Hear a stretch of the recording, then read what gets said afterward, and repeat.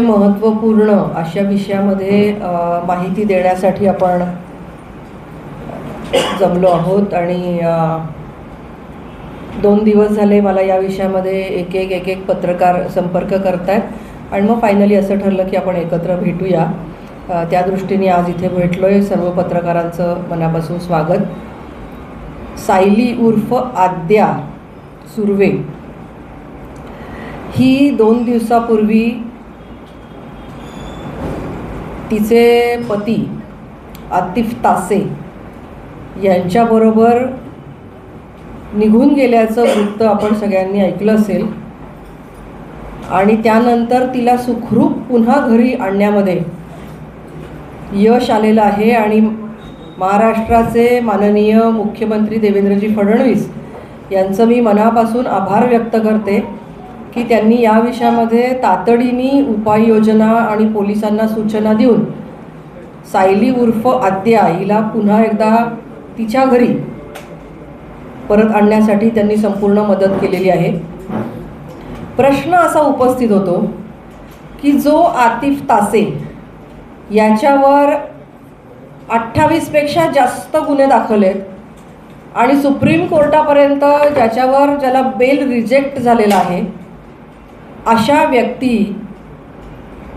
अशी व्यक्ती ही सगळ्यांना दिसते, परंतु पोलिसांच्या दृष्टिकोनातून ती फरार आहे.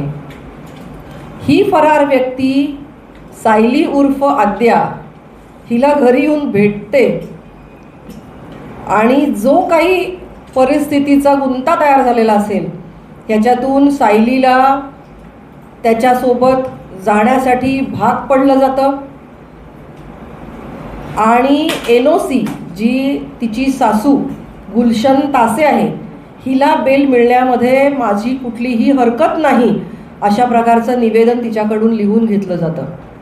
माझा प्रश्न असा आहे की जी वारंवार आतिफ तासे आणि गुलशन तासे यांच्याविषयी तक्रार नोंदवते, जिनी गेल्या 10 वर्षामध्ये त्या घरी जाऊन अतिशय हालापेष्टा छळ सहन केलेला आहे, शोषण सहन केलेलं आहे आणि वारंवार त्या वेळेला पोलीस स्टेशनमध्ये तक्रारी दाखल केलेल्या आहेत, अशी व्यक्ती अचानक पोलीस स्टेशनमध्ये येऊन नो ऑब्जेक्शन कसं काय देईल आणि तिचं ते नो ऑब्जेक्शन गृहीत धरलं जावं का, असा माझा प्रश्न आहे. माझा हाही आरोप आहे की ज्या वेळेला तिने घरवापसी केली काही संघटनांच्या कार्यकर्त्यांच्या मदतीने की जे अत्यंत वेळेवर मदतीला धावून गेले आणि तिला त्या संकटातून सोडवलं आणि तिची घरवापसी झाली, ती ज्या ठिकाणी राहतीये त्या ठिकाणी तिला पोलीस संरक्षण द्या असं सांगूनही पोलिसांनी वेळीच संरक्षण का दिलं नाही.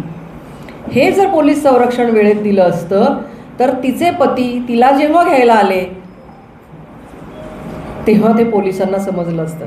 तिच्या संरक्षणाची जबाबदारी हिंदुत्ववादी कार्यकर्त्यांची का पोलिसांची, असा सवाल या ठिकाणी उपस्थित होतो. जर त्यावेळेला त्या ठिकाणी जो आज बंदोबस्त आहे जो माननीय देवेंद्रजींच्या मुळे मिळाला, तो जर त्याच वेळेला स्थानिक पोलिसांनी तिच्या पत्राला प्रतिसाद देऊन तेव्हाच दिला असता तर तिच्या घरच्यांची त्या ठिकाणी तिला घेऊन जाण्याची हिंमत झाली असती का, हा प्रश्न आहे.